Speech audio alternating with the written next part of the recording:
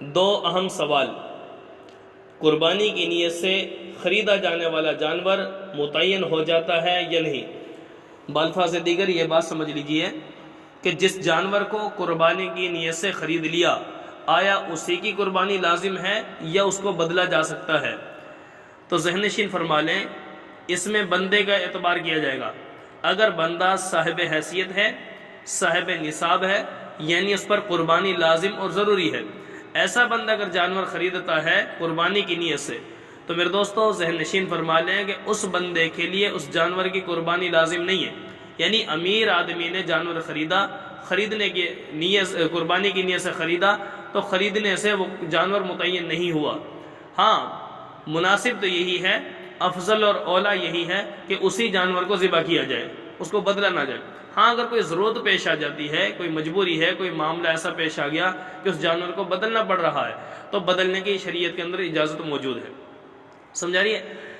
بلا ضرورت فقہاء نے مکروہ لکھا ہے اس کو بدلنا، لیکن ایسا بندہ جو صاحب حیثیت نہیں ہے، یعنی اس پر قربانی واجب نہیں تھی، اس نے جان بوجھ کر اپنے اوپر قربانی کو لازم کر لیا، یہ جانتے ہوئے بھی کہ بھئی مجھ پر قربانی تو واجب نہیں ہے، لیکن پھر بھی میں قربانی کرتا ہوں، اور جانور خرید لیا قربانی کی نیت سے، تو ایسا بندہ اپنے جانور کو بدل نہیں سکتا۔ کیوں؟ اس پر اسی جانور کی قربانی شریعت نے لازم کر دی۔ سمجھا رہی ہے؟ اسی جانور کو قربان کرنا ضروری ہوگا، اس کو بدلنے کی اجازت نہیں ہوگی۔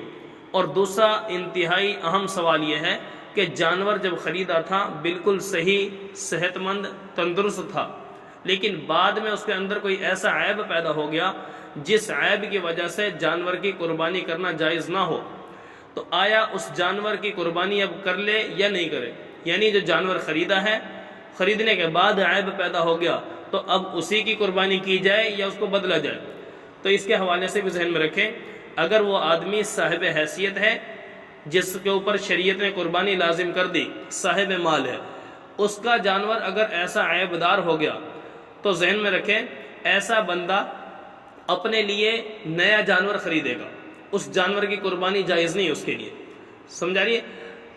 لیکن وہ بندہ جس پر قربانی واجب نہیں تھی اور اس نے قربانی کے لیے جانور خرید لیا، اور خریدنے کے بعد اس کے اندر ایسا عیب پیدا ہو گیا، ہاں وہ بندہ اپنے جانور کو تبدیل نہیں کرے گا بلکہ اسی کی قربانی کرے گا۔